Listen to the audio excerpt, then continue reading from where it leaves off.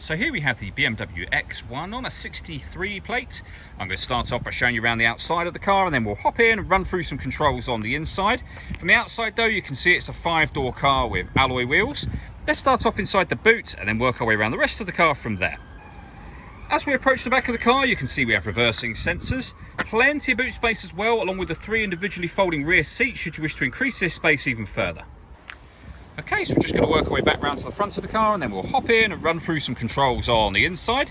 Now that we've done a full circle of it though, you can see it's in excellent condition the whole way round.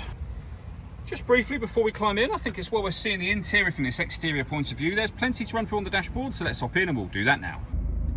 Okay, now that we're inside the car, we're going to start with the dials. On the left-hand side, first of all, we have the speedometer and the fuel gauge.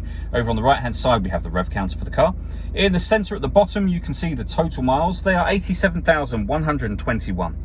Within that section there, it'll also show you what gear this car is in. It's an automatic, and we are, of course, in park at the moment. If we back out to the steering wheel, we have stereo controls and phone controls. Stereo controls continue over on the right hand side of the steering wheel here as well. Over in the center is where you will find the stereo itself. So we have a CD player, as you can see just there.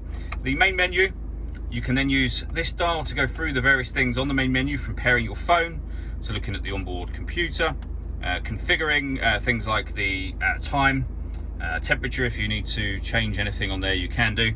The audio menu is where you'll find your radio.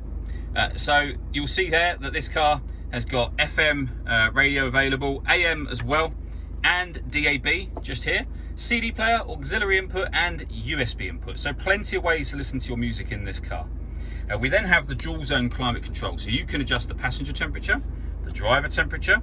You can increase or decrease the fan speed from there. You can determine where you'd like the air to be distributed within the car, over here.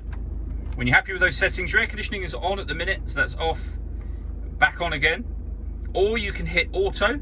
When you do that, the car will take control of the fan speed and direction of the air to maintain the temperatures that you've asked for. Press auto again, you go back to whatever setting you had it on previously. For those colder days, we have a heated driver's seat with 3 heat settings, and the same for the passenger side just there as well. Underneath that, we can turn off the stop and start. This car is designed to cut out when it's stationary in traffic to save you fuel. You can turn the system off. You can turn on the downhill brake control. You can turn the traction control on and off. And from over here, you can turn on Eco Pro. So if you're going to be driving the car in traffic a lot, that would be handy. With a 12-volt charging socket, USB input and auxiliary input, and then the gear lever for the fully automatic gearbox. All that leaves me to say is thank you for taking the time to watch this video. If you'd like to come and see the car in person and have a test drive, please feel free to give us a call here at Glenbourne's. We'd love to hear from you soon.